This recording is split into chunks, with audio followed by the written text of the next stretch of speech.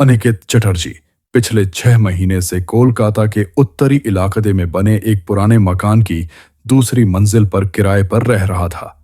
यह मकान 100 साल से भी ज्यादा पुराना था। उसकी दीवारों पर जगह जगह नमी के धब्बे थे। लकड़ी के खिड़की दरवाजे समय के बोझ से झुक चुके थे। लेकिन अनिकेत के पास कोई और विकल्प नहीं था। एक छोटी सी एड एजेंसी में कॉपीराइटर की नौकरी उसे इतनी तनख्वाह नहीं देती थी कि वह दक्षिण कोलकाता के आधुनिक फ्लैटों में रह सके। अनिकेत अकेला था। मां पिता की मृत्यु 5 साल पहले एक सड़क दुर्घटना में हो चुकी थी। रिश्तेदार थे पर उनसे कोई गहरा जुड़ाव नहीं था। दोस्त भी थे पर शादी ब्याह के बाद उनकी व्यस्तताएं बढ़ गई थीं। वह अब अकेले रहने का आदी हो चुका था। अकेले खाना, अकेले सोना, अकेले फिल्में देखना, अकेले ही अपने विचारों से लड़ना। उसका दिन एक ही ढर्रे पर चलता। सुबह 7 बजे अलार्म, चाय की प्याली हाथ में लेकर खिड़की के पास खड़ा होना, सड़क पर भीड़ देखना, फिर तैयार होकर मेट्रो पकड़ना। शाम को लौटता तो अक्सर अंधेरा हो चुका होता। कमरे में घुसते ही सबसे पहले लाइट जलाना, फिर पंखा चलाना, फिर मोबाइल में कोई पुराना गाना लगाना। बस उसे यह सब एक आदत सी हो गई थी। फिर भी उसे इस घर से एक अजीब सी बेचैनी होती थी। नहीं, वह बेचैनी नहीं बल्कि कुछ और ही था, जैसे कोई उसे देख रहा हो। ऐसा नहीं कि हर वक्त, बल्कि जब वह अचानक चौंकता तब। मसलन रात को बिस्तर पर लेटते ही लगता कि दीवार के उस पार कोई है, या चाय पीते पीते जब आंखें उठाता तो लगता जैसे कमरे के कोने में खड़ी पुरानी अलमारी के शीशे में कोई परछाई गुजरी है। वह इसे अपना अकेलापन समझता। दिमाग खाली होता है तो ऐसी चीजें भांसती हैं। यह उसने पढ़ा था कहीं, इसीलिए वह ज्यादा से ज्यादा व्यस्त रहने लगा। काम घर ले आता, देर रात तक लिखता, कभी लैपटॉप पर फिल्में देखता, कभी दोस्तों से फोन पर बातें करता। लेकिन जैसे ही फोन रखता, सन्नाटा उसके चारों ओर सरक आता। एक दिन वह सीढ़ियों से ऊपर चढ़ रहा था कि नीचे से मकान मालिक की आवाज आई, चटर्जी बाबू, एक बात कहूं? अनिकेत रुका। नीचे देखा तो बूढ़े नरेंद्रनाथ बैनर्जी सीढ़ी के निचले पायदान पर खड़े थे, हाथ में पीतल का लोटा लिए। उनकी उम्र 80 के आसपास थी। आंखों में सफेद मोतियाबिंद छाया हुआ था, पर उनकी नजर अनिकेत पर टिकी थी। हाँ दादू, अनिकेत ने कहा, रात को देर तक जागते हो? थोड़ा बहुत काम होता है। अकेले आदमी बहुत अकेला नहीं रहना चाहिए। बूढ़े की आवाज में कोई संकेत था, या अनिकेत को ऐसा लगा। मैं ठीक हूं दादू। बूढ़े ने कुछ कहना चाहा, फिर चुप रहे। बस इतना बोले, ऊपर वाले कमरे की बत्ती बुझाकर सोना, बिजली का खर्चा बचेगा। अनिकेत ने सिर हिलाया और ऊपर चला गया। उसने सोचा, यह बूढ़ा शायद पागल हो गया है, या बस बूढ़े आदमी की आदत है बिना मतलब की सलाह देना। लेकिन उस रात जब वह सोने लगा तो उसने देखा कमरे का बल्ब जल रहा है। उसने बुझा दिया। फिर सोचा, दादू ने ऐसा क्यों कहा? बत्ती बुझाकर सोना, जैसे यह कोई सामान्य सलाह न हो बल्कि कोई हिदायत हो। उसने करवट बदली। नींद नहीं आ रही थी। कमरे में अंधेरा था, पर उसे लग रहा था जैसे अंधेरे का घनत्व सामान्य से ज्यादा है। जैसे अंधेरा सिर्फ रोशनी का अभाव नहीं बल्कि एक पदार्थ है, एक उपस्थिति है।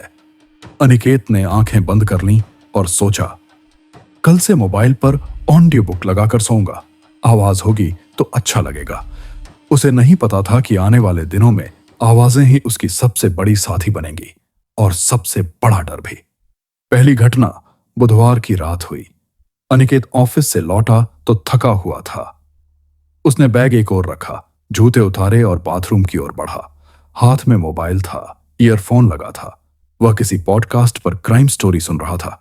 बाथरूम का दरवाजा खोला और अंदर गया। तभी ईयरफोन में एक आवाज आई। पॉडकास्ट बंद हो चुका था। वह आवाज साफ थी, स्त्रियोचित, बहुत पास की। इतनी देर? मैं तुम्हारा इंतजार कर रही थी। अनिकेत ठिठक गया। उसने ईयरफोन उतारे। पूरा घर सन्न था, सिर्फ पुराने पंखे की धीमी घरघराहट थी। उसने चारों ओर देखा, कोई नहीं था। दिमाग की उपज समझकर उसने नजरअंदाज कर दिया। शायद नींद पूरी नहीं हुई, शायद पॉडकास्ट के असर से ऐसा हुआ। लेकिन दूसरी रात फिर वही आवाज आई। इस बार वह अभी अभी बिस्तर पर लेटा था। लाइट बुझा चुका था। आंखें बंद की ही थीं कि कान के पास से सरसराहट गुजरी। फिर वही आवाज, मुलायम, लगभग मीठी, सो मत जाओ, अभी तो बातें करनी है। अनिकेत की आंखें खुल गईं। दिल तेजी से धड़कने लगा। उसने लाइट जलाई। कमरा खाली था। फिर भी उसे लगा जैसे कमरे में कोई है, बिल्कुल उसके पास। हवा में एक अजीब सी गंध थी, बासी फूलों की या शायद पुरानी चंदन की। वह गंध पहचानी सी लगी, पर वह पहचान नहीं पाया। अगले दिन उसने मकान मालिक से बात करनी चाहिए, पर हिम्मत नहीं हुई। बूढ़े को क्या पता था? मुझे एक आवाज सुनाई देती है, कोई औरत मुझसे बात करती है। बूढ़ा समझेगा कि या तो वह पागल है या फिर शराब पीकर आया है। उसने तय किया, अब और लेट नाइट शिफ्ट नहीं करूंगा, जल्दी सोऊंगा, सुबह जल्दी उठूंगा। लेकिन वह आवाज अब हर रात आने लगी। कभी वह हंसती, कभी वह सिसकती, कभी वह पूछती, तुम इतने उदास क्यों रहते हो? कभी वह कहती, मैं भी अकेली हूं। अनिकेत को नींद नहीं आती थी। उसकी आंखों के नीचे गहरे काले घेरे उतर आए। ऑफिस में उसका काम प्रभावित होने लगा। क्रिएटिव डायरेक्टर ने एक दिन पूछा, अनिकेत, सब ठीक है? तुम ठीक से दिखाई नहीं देते। उसने कहा, हाँ सब ठीक है, लेकिन वह ठीक नहीं था। एक रात वह बाथरूम के शीशे के सामने खड़ा था, हाथ धो रहा था। तभी उसने देखा, शीशे में उसके पीछे कोई खड़ा है। एक स्त्री, सफेद साड़ी पहने, बाल बिखरे हुए, आंखें बड़ी बड़ी और होठों पर एक अजीब सी शांत मुस्कान। अनिकेत ने करवट लेकर पीछे देखा। वहां कोई नहीं था, लेकिन शीशे में वह अब भी थी। उसकी सांसें थम गईं। वह सीधा बिस्तर पर आकर गिरा और रजाई ओढ़ ली। उस रात उसने लाइट नहीं बुझाई, वह आवाज भी नहीं आई, पर शीशे की वह छवि उसकी आंखों में बस गई थी। अब वह समझने लगा था, यह सिर्फ अकेलेपन की देन नहीं है। उसके कमरे में कोई है, कोई जो उसे देख रहा है, उसकी बातें सुन रहा है, उसकी नींद में घुस रहा है। और सबसे डरावनी बात यह थी कि वह अब उस आवाज का इंतजार करने लगा था। एक शाम वह खिड़की के पास बैठा चाय पी रहा था। तभी हवा में वही गंध आई, चंदन और गुलाब और कुछ बासीपन का मेल। उसने आंखें बंद कर ली। उसे लगा जैसे कोई उसके बालों में हाथ फेर रहा है। स्पर्श बहुत हल्का था, बिल्कुल हवा जैसा, लेकिन वह था। और तभी उसने सुना, बिल्कुल साफ, बिल्कुल करीब, तुमने मुझे देखा अनिकेत, अब तुम मुझे पहचानते हो। उसकी आंखें खुल गईं। वह चाय की प्याली जमीन पर गिर चुकी थी। उस रात उसने तय किया, अब यहां नहीं रुकना है। कल सुबह उठते ही नया घर देखूंगा। लेकिन कल नहीं आया, या यूं कहिए कि कल आया, पर वह जा नहीं सका। अनिकेत ने अगले दिन ऑफिस से छुट्टी ले ली। वह पूरे दिन बिस्तर पर पड़ा रहा, कभी आंखें खोलता, कभी बंद कर लेता। दोपहर बाद उसने तय किया, मकान मालिक से बात करनी होगी। वह नीचे उतरा। बूढ़े नरेंद्रनाथ बैनर्जी आंगन में पुरानी चारपाई पर बैठे अखबार पढ़ रहे थे। उन्होंने अनिकेत को देखा तो आंखें सिकोड़ी। चटर्जी बाबू, तबीयत ठीक नहीं लगती। अनिकेत कुछ देर चुप रहा। फिर उसने पूछा, दादू, इस घर के बारे में मुझसे कुछ छुपाया गया है? बूढ़े का हाथ अखबार पर ठहर गया। उन्होंने आंखें उठाई। वे बहुत देर तक अनिकेत को देखते रहे। फिर बोले, क्यों पूछ रहे हो? मेरे कमरे में कोई है? बूढ़े ने कोई आश्चर्य नहीं दिखाया। उन्होंने धीरे से कहा, तुमने उसे देख लिया? अनिकेत का गला सूख गया। आप जानते थे? बूढ़े ने अखबार एक और रख दिया, हाथ जोड़ लिए। उनकी आवाज भारी थी, जैसे सालों का बोझ उठाए हों। वो मेरी बहू थी। अनिकेत चौंक गया। क्या? सालों पहले की बात है। मेरा बेटा सुमंत बहुत अच्छा लड़का था, इंजीनियर था। उसकी शादी हुई थी ईशानी से। बहुत खूबसूरत, बहुत शांत स्वभाव की लड़की थी। गाना गाती थी, रविंद्र संगीत। उसकी आवाज में ऐसा जादू था, सुनने वाले डूब जाते थे। बूढ़े की आंखें नम हो गईं। लेकिन हमारे समाज में औरत का गाना बजाना अच्छा नहीं समझा जाता था। मेरी पत्नी को यह बात नागवार गुजरी। वह कहती थी, बहू बनकर आई है, गायिका बनकर नहीं। ईशानी पर तरह तरह की पाबंदियां लगाई गईं। उसे अपने गले का शौक छोड़ना पड़ा। अनिकेत चुपचाप सुनता रहा। धीरे धीरे घर में उसका गला घुटने लगा। सुमंत भी चाहकर कुछ नहीं कर पाता था। मां के सामने उसकी एक न चलती थी। फिर एक दिन ऐसा हुआ कि गांव के एक युवक ने ईशानी को देखकर कुछ कह दिया। बस इतना सा।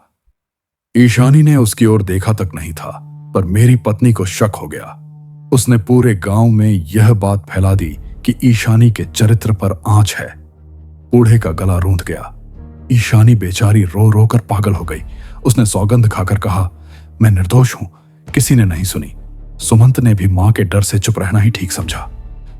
फिर क्या हुआ? अनिकेत ने धीरे से पूछा। एक रात ईशानी ने अपने कमरे में फांसी लगा ली। सफेद साड़ी पहनी थी जो उसने शादी में पहनी थी। बाल बिखरे हुए थे, उसकी आंखें खुली थीं और उसके होंठों पर एक अजीब सी मुस्कान थी।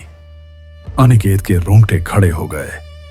मौत के बाद उसका शरीर यहीं इसी कमरे में रखा गया था जहां तुम रहते हो। उस समय यही घर का मुख्य कमरा हुआ करता था। 3 दिन तक यहां उसकी अर्थी पड़ी रही। तीसरे दिन जब दाह संस्कार के लिए ले जाने लगे तो सबने देखा उसकी बंद आंखों से आंसू बह रहे थे। बूढ़े ने आंखें बंद कर लीं। उसके बाद से यहां अजीब घटनाएं होने लगीं। रात में कहीं से रविंद्र संगीत बजता सुनाई देता। सफेद साड़ी में एक औरत की परछाई दिखती। मेरी पत्नी तो डर के मारे यह घर छोड़कर चली गई। बेटा सुमंत भी यहां नहीं रुका। धीरे धीरे सब चले गए, बस मैं रह गया। यह मकान मेरे पूर्वजों का है, मैं छोड़कर नहीं जा सकता। अनिकेत ने पूछा, वह अब तक यहां क्यों है? बदला लेने के लिए या फिर अपनी बेगुनाही साबित करने के लिए? मैं नहीं जानता।